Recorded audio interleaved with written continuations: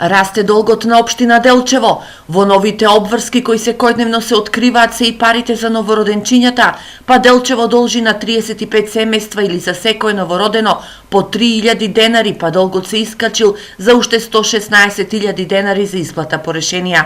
Но Делчево им ги должи стипендиите на учениците и студентите за 4 месеци од минатата учебна година или вкупно има за исплата 100.000 денари.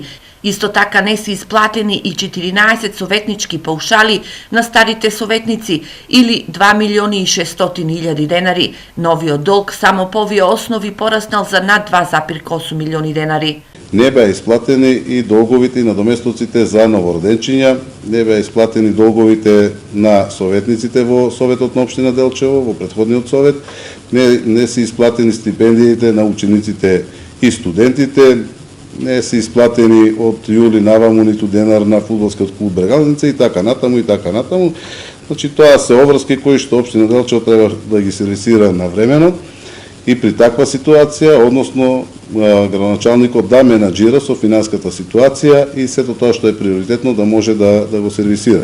Со стариот долг од 240 милиони денари Делчево се прослави и влезе во групата на 20 најзадолжени општини во државава со блокирани сметки. Јас бев свесен за одредена состојба финансиска на општина Делчево и сега ги согледав конкретно кои се состојбите во финансиското работење на општина Делчево. Јас имам и идеи и визија и некои почетни преговори за начинот на кој што ќе раздолжиме општина Делчево и ќе одблокирам сметката на општина Делчево и тоа и ќе го направам.